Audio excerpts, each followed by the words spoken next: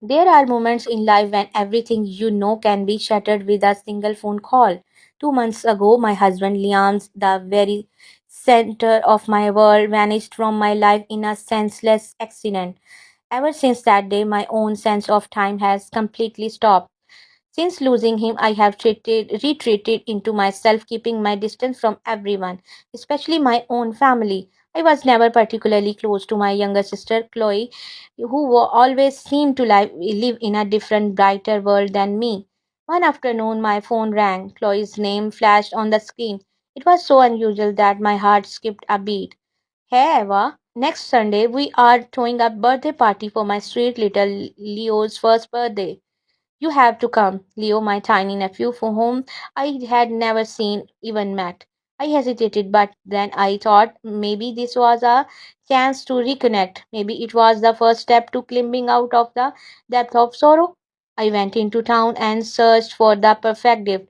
I chose a sterling silver dinnerware set, hoping it would bless his bright future. I pictured myself handing the gift to Chloe, laughing, holding Leo. Yes, I could do this. I had no idea that party wouldn't heal my wounds. Instead, it would be the beginning of a cruel trap that would leave me more broken than ever. On the day of the party, I took a deep breath and rang Chloe's doorbell. The moment the door opened, a wave of lively music and laughter hit me. The house looked like something out of a fairy tale, packed with elegantly dressed guests. Everyone looked so happy, while I, in my black dress, felt like a colorless ghost. Eva, you made it. Chloe greeted me, her figure hugging dress and flawless makeup making her shine. She immediately noticed the fancy shopping bag in my hand. Oh wow, this. Oh wow, what's this? It's a present for Leo. With the critical gesture, Chloe hugged me, took the bag, and disappeared toward the table piled high with gifts. That was the extent of our conversation.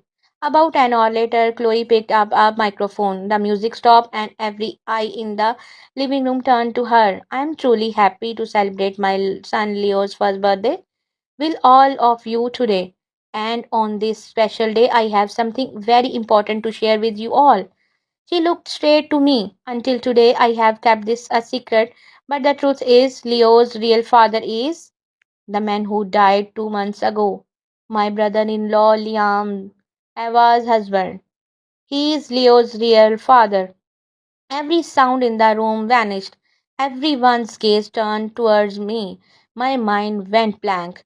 Chloe kept talking, her voice turning cool and sharp. As Liam's only child, Leo is entitled to his inheritance. Half of the two $25 million are left behind, and the house Eva currently lives in should go to this child. Her words cutting through the cheerful air like sheared a glass. I managed to move my unsteady legs forward. This must be a mistake, Chloe. Liams would never do that. Chloe smiled, half triumphant, half biting, and pulled out her phone. You never really know Liams at all, did you? She thrust the phone in my face.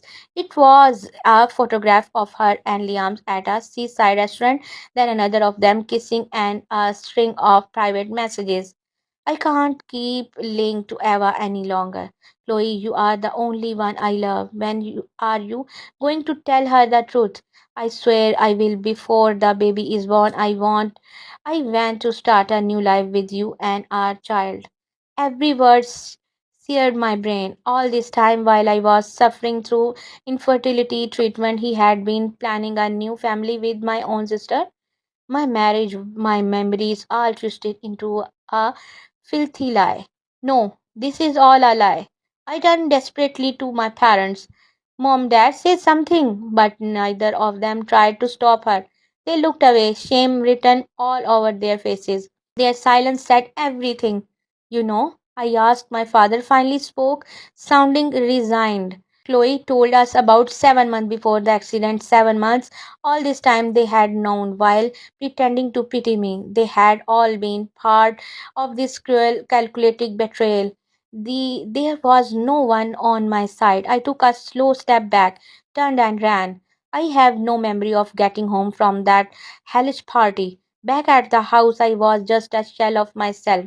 Every little relic of our happiness now felt like a cruel prop, mocking me. Collapsed onto the sofa. No tears came. Something cold and hard took shape deep inside me, anger.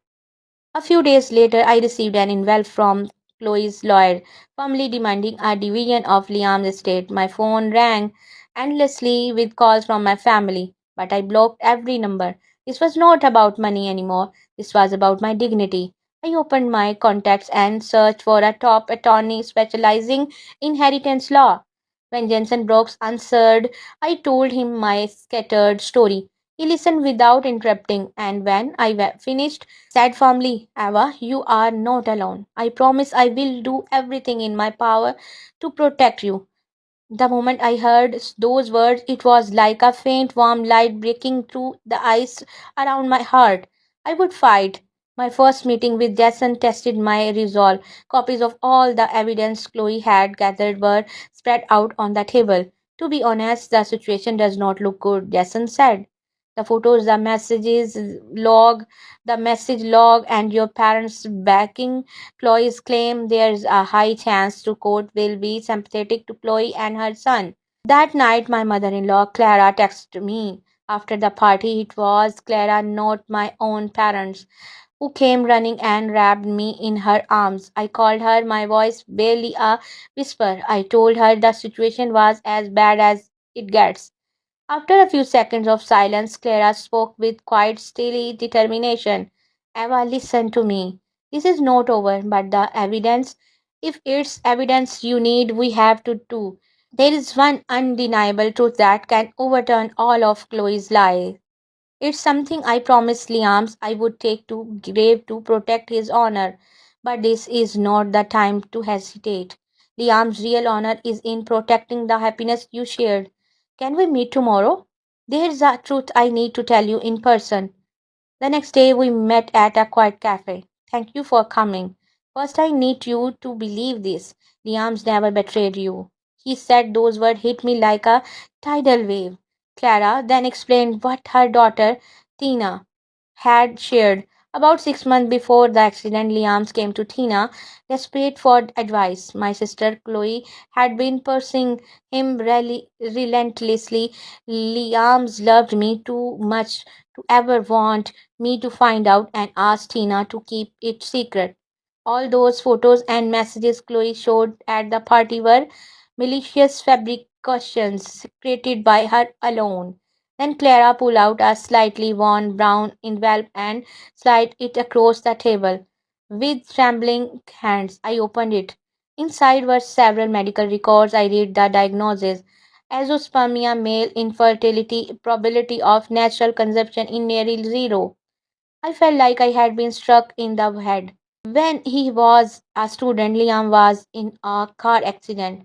He survived, but afterwards the doctor found the abnormality. Further testing revealed he was infertile. The only people who ever know were me and Tina. Tears streamed down my cheeks, but they were tears of relief. My husband had never betrayed me. A new feeling took hold in my heart, a quiet, unyielding resolve. This was no longer just a fight for my own dignity. Now I was fighting to protect the honor of the man I loved. With this, I could completely overturn Chloe's lie. In the courtroom, Chloe played the tragic heroine. My parents took that stand next, perfectly backing up her lies. Their story was airtight, and even the judge's face seemed to be softening with sympathy. I felt like I was being slowly suffocated. Then Jason stood up. Your Honor, the defense would like to submit a decisive piece of evidence. He handed copies of the medical records to the judge and Chloe's attorney. The entire courtroom fell silent. These are the test results from when the late Liams was in a car accident as a student. He was incapable of fathering children from that time onward. Chloe's confident expression froze. That's a lie. It's fake. She shrieked. Jason remained calm. Then let's settle this with the most reliable method. We request to We request a DNA test to determine the biological relationship between Leo and the late Liam. All color drained from Chloe's face. It's pointless.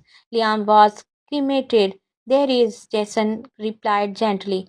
We had like to call Clara to the stand, Liam's biological mother. At that, Clara entered the courtroom. I will take the test. If Leo is truly my grandson, let the truth be revealed here and now. The judge brought down the gavel. Request granted. A DNA test will be conducted and the court will be reconvened when results are available. 3 weeks later, the day arrived. The DNA test results were read aloud and a hush fell over the courtroom.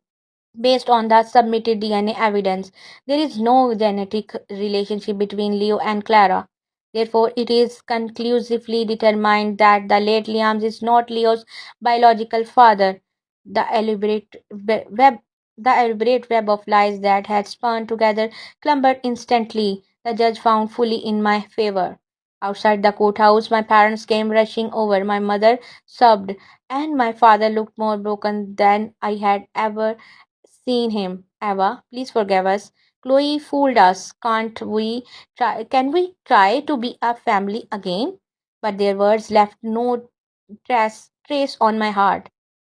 Forgive you? It's far too late for that. Even while I was suffering through infertility treatment, you stood by my side, pretending to be caring parents, knowing the entire truth.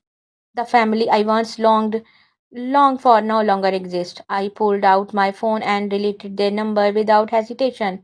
I turned and walked away. Across the street, Clara was waiting. She asked softly, Are you okay? For the first time in months, I felt a genuine smile spread across my face. Yes, I'm okay, Clara. Or rather, I will be from now on. I finally brought up something that had been on my mind, that apartment in the city Liam's left behind. I just can't live in it anymore. I would like to you to have it. However, I could never accept something like that, she said. Please take it. You helped me get my life back. It's the first gift I am giving by my own choice to the new family I found. He was speechless, emotions glistening in her eyes. Thank you. I have never had a daughter of my own. To think I had finally gained such a wonderful one. Half a year has passed since then. I have returned to work and am pouring myself into an exciting new project. On weekends, Clara and I met for dinner or visit art museums. The honest stories she shares about Liam's childhood somehow bring me peace. I have received several letters of apology from Chloe and my parents, but I throw them away without opening a single one.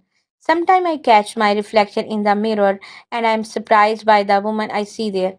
She is no longer the broken woman crushed by grief, nor the widow trembling with rage. Life really is strange. Just when I thought I had lost my family forever, I found a new one in the most unexpected way. This was not the life I had planned, but maybe, just maybe,